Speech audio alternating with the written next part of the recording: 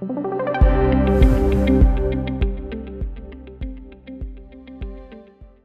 everyone, I am Brahmi Kapasi and you are most welcome to Wealthy's YouTube channel. Pandemic ने हम सबको ये तो बता ही दिया कि खुद की हेल्थ का ध्यान रखना कितना इम्पॉर्टेंट है और अगर कोई बड़ी बीमारी आ जाए तो मेडिकल बिल्स तो हमें मार ही देता है। इसीलिए खुद के लिए और खुद के फैमिली के लिए मेडिक्लेम होना, हेल्थ इंश्योरेंस होना बहुत ही ज़्यादा इम्पॉर्टेंट है। अगर आप जॉब करते हो यानी कि आप एम्प्लॉय हो तो पॉसिबल है कि आपको हेल्थ इंश्योरेंस बेनिफिट मिला होगा आपके एम्प्लॉयर के तरफ से, बट ट्रस्ट में अगर आप ये कंपनी छोड़ दोगे तो आपका हेल्थ इंश्योरेंस बेनिफिट जो है वो लैप्स हो जाता है। और अगर आप एम्प्लॉयमेंट पीरियड में हो और मेडिकल इमरजेंसी आती है तो बिल्स जो है ना वो लाखों में जाता है और हमारा जो हेल्थ इंश्योरेंस रहता है ना वो एकदम नॉमिनल अमाउंट का रहता है। इसीलिए इट इज़ एडवाइजेबल कि हम अपना हेल्थ इंश्योरेंस अपने लिए और अपने फैमिली के लिए अलग से करें, ना कि हम डिपेंडेंट रहे कि हमारे एम्प्लॉयर ने हमें हेल्थ इंश्योरेंस बेनिफिट दिया है तो वही काफ़ी है। इसीलिए हमेशा अलग से health insurance for us and for our family it is very important. Now let's check कि आपको कौन कौन से पॉइंटर्स चेक करने चाहिए जब भी आप हेल्थ इंश्योरेंस बाय करने का सोचते हैं तब। सबसे पहला, अगर आप हेल्थ इंश्योरेंस देख रहे हो ना तो हमेशा फैमिली प्लान्स के लिए जाना, क्योंकि यहाँ पे ना अगर आप में से कोई भी बीमार हो जाते हो तो फिर ये पॉलिसी सबके लिए यूज़ हो सकती है। इसमें आप कवर कर सकते हो आपके पेरेंट्स को, आपके स्पाउस को और आपके बच्चे को।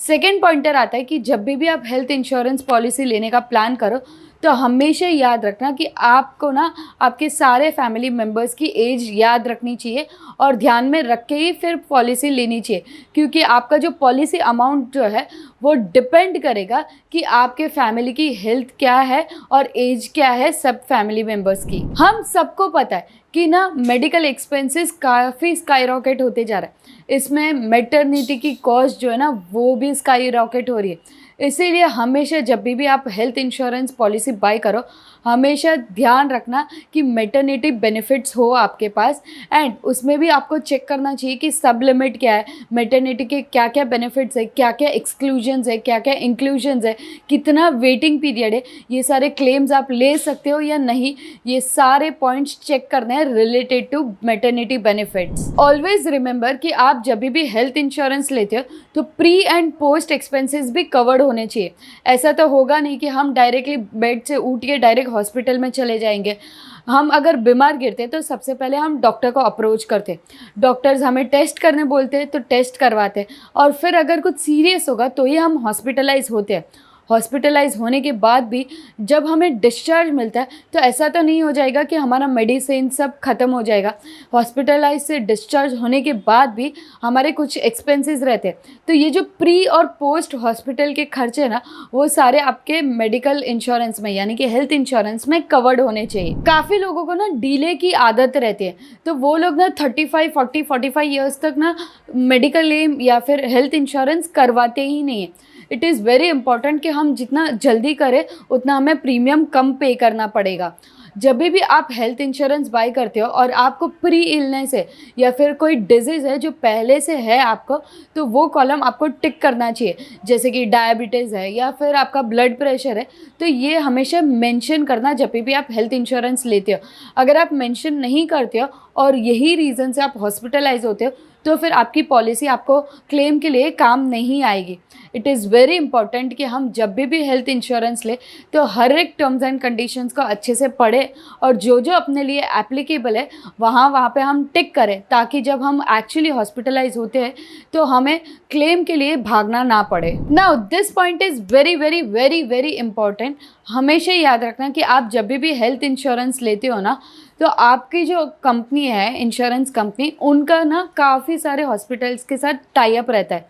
तो आप अगर इमरजेंसी सिचुएशन में कोई हॉस्पिटल में जाते हो तो आपको पता होना चाहिए कि क्या वो हॉस्पिटल का टाई अप है आपके इंश्योरेंस कंपनी के साथ। अगर टाई अप है और आपने कैशलेस हॉस्पिटलाइजेशन बेनिफिट पे टिक किया है तो आपको फंड्स जमा करने की ज़रूरत नहीं है इमरजेंसी के वक्त पे करना है, क्योंकि आपका जो इंश्योरेंस कंपनी है वो डायरेक्टली हॉस्पिटल को पे कर देगा। अगर आप ये ऑप्शन टिक नहीं करते हो कैशलेस हॉस्पिटलाइजेशन बेनिफिट वाला, तो फिर आपको फंड्स जमा करना पड़ेगा। फिर आप ये फंड्स हॉस्पिटल वालों को दोगे और वो जो भी बिल्स है उसको आप रीइंबर्समेंट के लिए डालोगे आपके इंश्योरेंस कंपनी के पास। तो ये सारा टीडीएस वर्क जो है उससे बचने और इमरजेंसी के वक्त हमारे पास टाइम भी नहीं होता। ये सब रीज़न की वजह से हमें हमेशा याद रखना है कि कैशलेस हॉस्पिटलाइजेशन बेनिफिट पे हम टिक करें, ताकि जब इमरजेंसी आए तो आपको फंड्स का प्रॉब्लम ना हो। काफ़ी सारी कंपनीज जो रहती है ना वो नो पेमेंट क्लॉज रखती है। नो पेमेंट क्लॉज का मतलब ये रहता है कि कुछ अमाउंट आप पे करोगे और कुछ अमाउंट ना वो आपके इंश्योरेंस कंपनी पे करेगी। तो हमेशा ना जब भी आप साइन करते हो इंश्योरेंस पॉलिसीज़, तब ये सारे पॉइंटर्स को ध्यान में रखना है कि क्या आपको पेमेंट का क्लॉज को आप टिक कर रहे हो, क्योंकि अगर आप टिक कर रहे हो तो फिर आपको डेफिनेटली ना थोड़ा पेमेंट आपको करना पड़ेगा, थोड़ा पेमेंट जो भी बिल का अमाउंट रहेगा वो इंश्योरेंस कंपनी करेगी। यूजुअली ना ये कब होता है पता है, जब भी आपके पास प्री इलनेस है या प्री डिजीज़ है ना, तभी इंश्योरेंस कंपनी चाहती है कि आप थोड़ा अमाउंट पे करो और बाकी का अमाउंट जो है वो इंश्योरेंस कंपनी पे करेगी। काफ़ी तर लोगों को ना ये को पेमेंट क्लॉज समझता नहीं है, इसलिए वो ब्लाइंडली साइन कर देते हैं। और जब इंश्योरेंस कंपनी हमें बोलती है कि थोड़ा अमाउंट आप पे कर दो, तो हमें लगता है कि इंश्योरेंस कंपनी फ्रॉड है। बट कि जबकि हमने साइन करने से पहले चेक ही नहीं किया रहता है कि को पेमेंट क्लॉज का मतलब क्या है और को पेमेंट क्लॉज कब कब एप्लीकेबल होता है। तो हमेशा जब भी आप पॉलिसी साइन करते हो आपको को पेमेंट क्लॉज पे ध्यान रखना है। क्या आपको पता है इंश्योरेंस कंपनीज ना हमें बोनसेस और डिस्काउंट्स देती है अगर हम कोई क्लेम नहीं करते, जिसको हम नो क्लेम डिस्काउंट या फिर नो क्लेम बोनस बोलते हैं।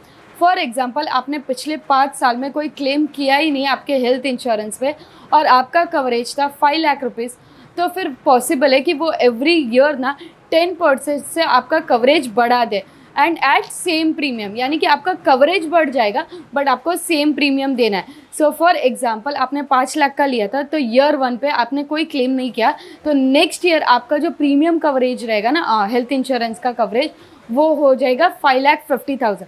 उसके बाद भी आप नहीं लेते हो तो 6 लाख हो जाएगा। उसके बाद भी आप 3rd ईयर में अगर क्लेम नहीं करते हो तो 6,50,000 हो जाएगा। इस तरह से आपका जो इंश्योरेंस का कवरेज है वो आपका बढ़ जाता है। सो हमेशा याद रखना, अगर आप क्लेम नहीं करते हो तो आपका जो कवरेज है वो बढ़ जाता है and you have to pay same premium amount that you have been promised to. Thank you for watching out this video with so much of patience. Knowledgeable लगा तो लाइक शेयर और सब्सक्राइब जरूर करना। Thank you. मैंने ना car ली है, अब car ली है तो 100% बनता है कि हम कार इंश्योरेंस कराएं, बट लाइफ इंश्योरेंस का क्या? अ study says that 55% of millionaires don't even know about term insurance. हम सब आईडीवी के बारे में तो जानते हैं, बट क्या आप एचएलवी के बारे में जानते हैं? हम सब के पास अपनी फैमिलीज है और हम अपने फैमिलीज के लिए कुछ ना कुछ करना चाहते हैं और कुछ ना कुछ कर रहे हैं, क्योंकि कल किसने देखा, राइट? लेकिन क्या आपने अपने फैमिली को सिक्योर करने का सोचा है? क्या आपने उनके आने वाले कल को सुरक्षित बनाने के लिए कुछ सोचा है? I am going to tell you 3 things that will give you कि why term insurance is important and क्यों आपको term insurance आज ही करना चाहिए। So let's get started। सबसे फर्स्ट रीजन है अपने फैमिली को, अपने पेरेंट्स को सिक्योर करना। ज्यादातर लोग जब भी टर्म इंश्योरेंस वर्ड सुनते हैं तब वो अपने बच्चे और वाइफ के नजरिए से देखते हैं, बट उन पेरेंट्स का क्या जो हमारे पे डिपेंडेंट है? क्या उनकी कुछ जरूरतें नहीं है? हमारे पेरेंट्स अपने एजुकेशन के लिए, अपनी खुशी के लिए हंसते हंसते सब कुछ कर देते हैं, और अगर उनको अपनी लाइफ की सेविंग्स भी देनी पड़े तो वो खुशी खुशी दे देते हैं। तो क्या हमें उनके बारे में नहीं सोचना चाहिए? टर्म इंश्योरेंस सिर्फ वाइफ या बच्चों के लिए नहीं होता है, पेरेंट्स के लिए भी होता है। गॉड फॉरबिड अगर कल जाके हमें कुछ हो गया तो हमारे पेरेंट्स का क्या होगा? वो लोग कैसे रहेंगे? हालांकि टर्म इंश्योरेंस जो है वो उनके बच्चे का जो डेथ हुआ है वो लॉस तो बेयर नहीं कर सकते, वो लॉस की भरपाई नहीं कर सकते, बट उनका जो फाइनेंशियल सिक्योरिटी है, फाइनेंशियल वेलबींग जो है वो जरूर कवर करके दे सकते हैं। सेकंड मोस्ट इंपॉर्टेंट रीजन है टर्म इंश्योरेंस का कि आप अपने डेट्स चुका सकते हो। जब भी हमारी फर्स्ट या सेकंड जॉब लगती है हम तुरंत लोन लेते हैं अपने ड्रीम हाउस या ड्रीम कार के लिए, बट व्हाट इफ हमें कुछ हो गया तो? हाउ विल माई पेरेंट्स या my spouse will pay the EMIs? यहाँ पे काम आ जाता है टर्म इंश्योरेंस, क्योंकि अगर आपने टर्म इंश्योरेंस लिया है और आपको कुछ हो जाता है तो आपका जितना भी कवर्ड अमाउंट है, सम अश्योर्ड अमाउंट है, वो आपके पेरेंट्स को या स्पाउस को मिल जाएगा एंड उससे आप इजीली आपके जो भी लोन्स EMIs चल रहे वो आप पे ऑफ कर सकते हो। थर्ड मोस्ट इंपॉर्टेंट पॉइंट है कि यहाँ पे ना जो भी टर्म इंश्योरेंस रहते हैं वो लो कॉस्ट प्रीमियम वाले रहते हैं, यानी कि रीजनेबल प्रीमियम पे हमें मिल जाते हैं। जब हम यंग और हेल्दी है तो हमें जो टर्म इंश्योरेंस कंपनी यानी कि जो इंश्योरर है वो हमें लो कॉस्ट प्रीमियम्स ऑफर करती है।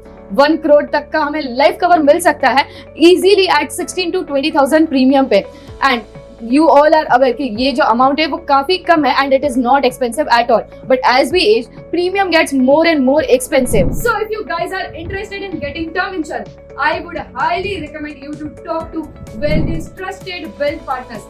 They provide you free consultation, spam free advices and a swift post purchase claim services. Wealthy के wealth partner से बात करने के लिए मैंने डिस्क्रिप्शन में मीटिंग की लिंक दी है। आपको सिर्फ वो लिंक पे क्लिक करना, आपके टाइम के अकॉर्डिंग आपको मीटिंग फिक्स कर लिए। और हाँ, याद रखना ये जो कंसल्टेशन है वो एकदम ही फ्री ऑफ कॉस्ट है, तो जाके आज ही अपनी मीटिंग बुक कर लो।